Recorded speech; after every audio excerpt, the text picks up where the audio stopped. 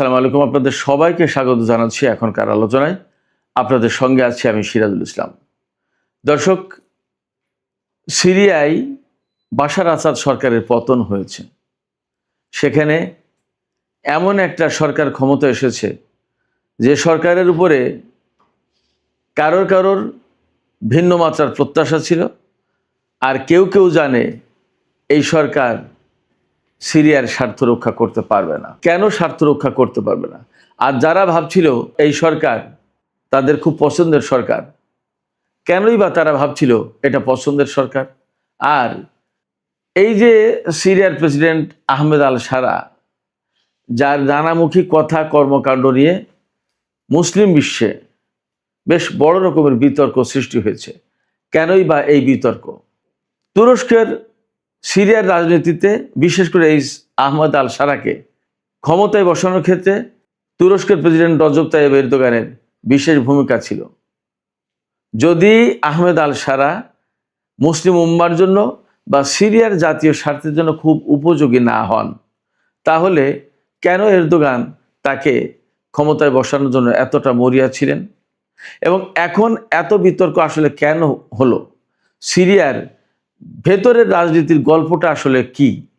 সুপ্রিয় দর্শক, আজকের এই ভিডিওতে আমরা সিরিয়ার ভেতর বাইরের মূল গল্পের আদ্যপান্ত জানার চেষ্টা করব। আহমেদ আল সারার বাস্তবতা, অনেক বর্তমান যে রাজনৈতিক কর্মকাণ্ড, বর্তমান যে অবস্থান, এইগুলো আমি আপনাদের সামনে চেষ্টা করব যথেষ্ট পরিষ্কার করে দেওয়ার জন্য। আশা করি আপনারা শেষ পর্যন্ত সঙ্গে থাকবেন। আর ভিডিও যদি ভালো লাগে তাহলে লাইক, কমেন্ট, শেয়ার করবেন এবং চ্যানেলটি সাবস্ক্রাইব করে সাথেই থাকবেন। দর্শক, 2013-14 সালের দিকে ইরাক এবং সিরিয়ায় হঠাৎ করে আবির্ভূত হলো পাগড়ি পরা একদল যোদ্ধার, যারা ইসলাম কায়েম করবে, যারা খেলাফত প্রতিষ্ঠা করবে এবং ইসলামী শাসন ব্যবস্থা সেই খোলাফায়ে রাশেদিনের সোনালী অধ্যায় ফিরিয়ে আনবে। ইরাক এবং সিরিয়ায় অসম্ভব দ্রুত গতিতে তারা ঢুকে পড়ল এবং বানের পানির মতো অসম্ভব দ্রুত গতিতে চারিদিকে ছড়িয়ে পড়ল। সিরিয়ার বিরাট অংশ তাদের কন্ট্রোলে নিয়ে নিল, ইরাকের বিরাট অংশ কন্ট্রোলে নিয়ে নিল। মাথায় পাগড়ি, বেশিরভাগই কালো, বেশ বড় বড় দাড়ি, গায়ে জুব্বা, দেখতে একেবারেই ইসলামী আমলের লোকজনের মতো, ইসলাম অনুসরণকারী লোকজনের মতো। দেখে বোঝার উপায় নেই তারা মুসলমান নয়, তারা মুসলিম উম্মার জন্য কাজ করছে না, তারা সত্যিকারের খেলাফত প্রতিষ্ঠা করতে আসেনি। তাদের চেহারা, সুরত, এগুলো দেখে বোঝার কোনো উপায় ছিল না। ঘোষণাটা তারা খুব মুখরোচক দিয়েছিল, খেলাফত কায়েম। সারা বিশ্বের সাধারণ মুসলমানরা ব্যাপকভাবে তাদের এই বক্তব্য, তাদের এই চিন্তা চেতনা, তাদের এই কথাকে গ্রহণ করলো, একেবারে বলা যায় গোগ্রাসে গিলল। কিন্তু পেছনে থেকে গেল অনেক কালো অধ্যায়, ইতিহাসের অনেক সম্ভাব্য কাহিনী। কি সেই কালো অধ্যায় এবং কি সেই সম্ভাব্য করুণ কাহিনী?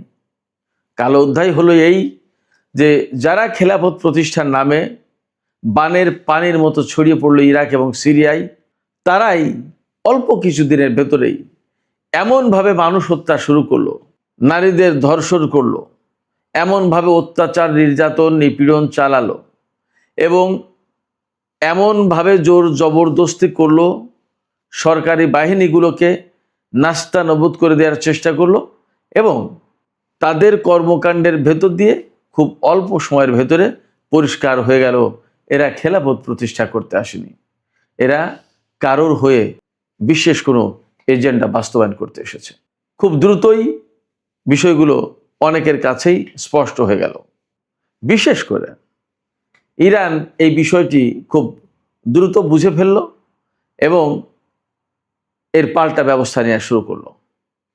অনেকে ইরানকে এই খেলাফত প্রতিষ্ঠাকারীদের বিরুদ্ধ শক্তি বলে তখন প্রচার শুরু করলো এবং এই ব্যাপারে, অর্থাৎ খেলাফত প্রতিষ্ঠাকারী সকল যে লোকজন, তাদের পক্ষে পাশ্চাত্য এবং আরব অঞ্চলের গণমাধ্যমগুলো একেবারে চোখ বন্ধ করে সমর্থন দিল, নানানভাবে তাদের কর্মকাণ্ডকে বৈধ করলো এবং ইরান যেটা করতে চাইলো অর্থাৎ তাদেরকে প্রতিরোধ করার চেষ্টা করলো। সিরিয়ার প্রেসিডেন্ট বাশার আল আসাদ তিনি প্রতিরোধ করার চেষ্টা করলেন। ইরাকের তখন মালিকি সরকার, সম্ভবত নুরি আল মালিকি, তারা প্রতিরোধ করার চেষ্টা করলেন। সবাইকে তখন ইসলাম বিরোধী আখ্যা দেয়া হলো, মুসলিম বিরোধী, মুসলিম স্বার্থের বিরোধী এটা চেষ্টা করা হলো প্রতিষ্ঠা করার জন্য। কিন্তু বাস্তবতা আসলেই নির্মম এবং এই কথিত খেলাফত প্রতিষ্ঠাকারী কারা ছিল তাদের বিষয় পরিষ্কার হয়ে গেল। এবং পরিষ্কার হলো সবচেয়ে এই বিষয়টি যে এরা প্রকৃতপক্ষে মুসলমানদের স্বার্থে তো নয়ই, বরং মুসলমান এবং ইসলামদের ধ্বংস করার জন্য এসেছেন। তারা যে সমস্ত উগ্রবাদী সন্ত্রাসবাদী কর্মকাণ্ডে জড়িয়ে পড়লো, যেগুলো করতে থাকলো, তাতে সারা বিশ্বের কাছে এই মেসেজ যেতে থাকলো যে ইসলাম বুঝি এমনই, ইসলাম বুঝি এমন উগ্রবাদী, এমন সন্ত্রাসী। অতএব তারা যে প্রকৃতপক্ষে ইসলামকে সর্বনাশ করতে এসেছে, এইটা একটা পর্যায়ে গিয়ে মানুষের কাছে পরিষ্কার হলো। এর ভেতরে ইরাক এবং সিরিয়ায় হাজার হাজার মানুষ প্রাণ দিল। শুরু হলো লড়াই। একপাশে পশ্চিমা এবং আরব বিশ্বের ব্যাপক সমর্থনপুষ্ট, তুরস্কের সমর্থনপুষ্ট এই আইএস, এবং এখান থেকে অনেকগুলো ফ্র্যাকশন তৈরি হলো। হায়াতে তাহরির শাম, এরকম অনেকগুলো সংগঠন হলো, যার কোনোটার পেছনে তুরস্ক, কোনোটার পেছনে আমেরিকা, কোনোটার পেছনে ইসরায়েল, কোনোটার পিছনে আরব বিশ্ব, এইভাবে। বাট সবারই চূড়ান্ত লক্ষ্য সিরিয়া থেকে বাশার আল আসাদ সরকারকে হটাও। ইরাকে তারা খেলাফত কায়েম করেছে এবং অন্যায়, অনাচার, নির্যাতন, হত্যা, ধর্ষণ এগুলো চালিয়ে যাচ্ছে। ইরাকে আসা মানেই হচ্ছে ইরানের সীমান্তে একদম। তখন ইরানের তো গায়ে জ্বালা ওঠার কথা। আলটিমেটলি ইরানও রুখে দাঁড়ালো এবং এই কাজে সিরিয়ার প্রেসিডেন্ট বাশার আল আসাদ ইরান এবং রাশিয়ার সমর্থন চাইলো, সাহায্য চাইলো। ওপাশে লেবানন থেকে একটা প্রতিরোধকামী সংগঠন বাশার আল আসাদকে সাহায্য করার জন্য এগিয়ে আসলো। শুরু হলো তুমুল লড়াই। এর ভেতরে আমেরিকা এবং পাশ্চাত্যের আরো বহু সংখ্যক দেশ, নেটোভুক্ত দেশ, বহু সংখ্যক দেশ, মোট 65 দেশ তাদের যৌথ বিমান বাহিনী গঠন করলো এবং তারা সিরিয়ায় এই কথিত ইসলামী শক্তি ISIS এর বিরুদ্ধে বিমান হামলা চালাতে শুরু করলো। নামে নামে বিমান হামলা চালায়, কিন্তু আসলে কাজে কিছু হয় না। যে বিমান হামলা চালায় তাতে সিরিয়ার সাধারণ লোকজন মরে, সিরিয়ার সরকারি প্রতিষ্ঠান, সরকারি স্থাপনা ধ্বংস হয়, সিরিয়ার সামরিক ঘাটের উপর হামলা চালায়, সিরিয়ার সামরিক বাহিনীর উপর হামলা চালায়। প্রকৃতপক্ষে ISIS এর উপরে হামলা হয় না। তখন একটা পর্যায়ে বারাক ওবামা ক্ষমতা এবং হিলারি ক্লিন্টন পররাষ্ট্রমন্ত্রী, হিলারি ক্লিন্টনের নেতৃত্বে ফ্রেন্ডস অফ সিরিয়া নামে একটা সংস্থা গঠন করা হলো। এই সংগঠন বা এই সংস্থার দুটো বৈঠক হয়েছে তুরস্কে, ফ্রেন্ডস অফ সিরিয়া। তুরস্কের সাথে বাশার আল আসাদের কিন্তু একসময় খুব ভালো সম্পর্ক ছিল। দুই প্রতিবেশী দেশ, অনেক ইতিহাস, ঐতিহ্য, অনেক কিছু একসাথে। অথচ একটা পর্যায়ে গিয়ে এই বাশার আল আসাদ সরকারকে উৎখাত করার জন্য এরদোগান উঠে পড়ে লাগলেন। তিনি সিরিয়ায় মুসলিম ব্রাদারহুডের শাসন কায়েম করার কথা বললেন। নিজের দেশে ইসলামী শাসন প্রতিষ্ঠার কোনো খবর নেই, নিজের দেশে মুসলিম ব্রাদারহুডের শাসনের কোনো খবর নেই, কিন্তু সিরিয়ায় মুসলিম ব্রাদারহুডের শাসন প্রতিষ্ঠার জন্য তিনি খুব অ্যাডামেন্ট হয়ে উঠলেন, সিরিয়াস হয়ে উঠলেন। তিনি এই যে আজকে যে আহমেদ আল সারা, তাদের যে মূল সংগঠন হায়াতে তাহরির শাম, তাদেরকে সমর্থন দেওয়া শুরু করলেন রজব তাইয়িব এরদোগান। তার টার্গেট ছিল সিরিয়ার একটা বিরাট বড় ভূখণ্ড তুরস্কের আওতাধীন করতে হবে, নিজেদের অধীনস্থ করতে হবে। বাশার আল আসাদ সরকার থাকলে এটা সম্ভব না। তুরস্কের এটা কাহিনী। ইসরায়েল বা পাশ্চাত্যের তাদের প্রত্যাশা ছিল বাশার আল আসাদ সরকার যতক্ষণ পর্যন্ত ক্ষমতা আছে ততক্ষণ পর্যন্ত সিরিয়ার আকাশ, সিরিয়ার ভূমি মুক্ত না। অতএব ইসরায়েল যে গ্রেটার ইসরায়েল প্রতিষ্ঠা করতে চায় সেটা সম্ভব না। একেবারে ইসরায়েল থেকে সামনে পা বাড়ালেই সিরিয়া, বাশার আল আসাদ সরকার, যারা কখনো ইসরায়েলের সাথে সম্পর্ক প্রতিষ্ঠার চিন্তাও করেনি, বরং যুদ্ধ করেছে কয়েকবার। অনেক দেশ, আরব দেশ ইসরায়েলের সাথে মীমাংসা করেছে, আপোষ করেছে, কিন্তু বাশার আল আসাদ সরকার বা তার বাবা হাফিজ আল আসাদের সরকার কখনো আপোষ রফায় যায়নি। এছাড়া ইসরায়েল যে গ্রেটার ইসরায়েল প্রতিষ্ঠা করতে চায় বা আমেরিকার নিউ মিডল ইস্ট প্ল্যান বাস্তবায়ন করতে চায়, সেটা করতে গেলে সিরিয়াকে ভাঙতে পারলে বা সিরিয়ার বাশার আসাদকে যদি উৎখাত করে দেওয়া যায়, তাহলে দ্রুত গতিতে ইরাক দখল করে নেবে, ইরান দখল করে নেবে, একদম সহজ। তখন আফগানিস্তানে কিন্তু মার্কিন বাহিনী দখলদারিত্ব কায়েম করে রেখেছে। এইরকম একটা প্রেক্ষাপটে সিরিয়া দখল করাটা খুব গুরুত্বপূর্ণ ছিল। ইরান এই পলিটিক্স বুঝতে পারলো, এই ষড়যন্ত্র বুঝতে পারলো, বুঝে তারা দ্রুতই রুখে দাঁড়ালো, রাশিয়ার সাহায্য নিল এবং বাশার আল আসাদ সরকার টিকে গেল। এপাশে ইরান একটা অবস্থায় থাকলো, রাশিয়াও অবস্থায় থাকলো, সারা বিশ্বে রাশিয়ার নতুন করে একটা প্রভাব প্রতিপত্তি তৈরি হলো। এর ভিতর দিয়ে ইসরায়েল কিন্তু প্রায় প্রতিদিন সিরিয়ায় হামলা চালায়, অথচ সিরিয়ায় কিন্তু ইরান তার একটা ভালো অবস্থান গড়ে তুলছিল, সামরিক অবস্থান। এবং সেই সময় ফিলিস্তিন, লেবানন থেকে শুরু করে ইরাক, ইয়েমেন সব জায়গায় একটা প্রভাবশালী প্রতিরোধকামী সংগঠন, তারা এই যে প্রক্সি ফোর্স যেটা, এরা গড়ে উঠল। এর ভেতরে ইরানি কনসুলেটে হামলা চালালো ইসরায়েল, যাতে ইরান প্রতিশোধ হিসেবে ইসরায়েলে হামলা চালালো। শুরু হলো ইসরায়েল এবং ইরান যুদ্ধ, ইতিহাসের নতুন অধ্যায়। এইগুলো করতে করতে করতে করতে এর ভেতরে যখন সিরিয়াটা বেশ অস্থিতিশীল, ইসরায়েলের হামলা, ইরানের সাথে ইসরায়েলের যুদ্ধ ইত্যাদি ইত্যাদি মোকাবেলায় বেশ একটা অস্থিতিশীল, ঠিক সেই মুহূর্তে তুর্কি সীমান্ত থেকে শুরু হলো বাশার আল আসাদ সরকার বিরোধী আন্দোলন। একেবারে পঙ্গপালের মতো লেলিয়ে দেওয়া হলো।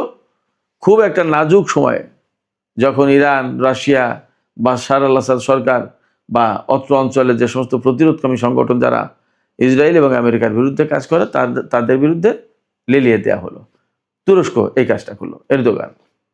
এবং তখন এমন পরিস্থিতি যে তাদের বিরুদ্ধে যদি সিরিয়ার আসাদ সরকার সামরিক বাহিনী নিয়ে যুদ্ধ শুরু করে, তাহলে সিরিয়ায় রক্ত গঙ্গা বয়ে যায়, অর্থাৎ সিরিয়ায় প্রচণ্ড রকমের হানাহানি, মারামারি শুরু হয়। এটা বাদ দেওয়ার জন্য, এটা এড়ানোর জন্য বাশার আল আসাদ সরকার অনীহা প্রকাশ করলো এবং বললো যে এটা আমরা করতে চাই না। তখন ইরান এবং রাশিয়া বললো আচ্ছা ঠিক আছে, যার দেশ সে যদি করতে না চায় তাহলে তাকে ছেড়ে দেওয়া হোক। তখন বাশার আসাদ সরকার রাশিয়ায় আশ্রয় নিলেন এবং সিরিয়া এই জোলানির নেতৃত্বে হায়াতে তাহরির আল-শামের অধীনে চলে গেল। তারা সরকার কায়েম করলো, ইসলামী সরকার প্রতিষ্ঠা করবে বলেছিল।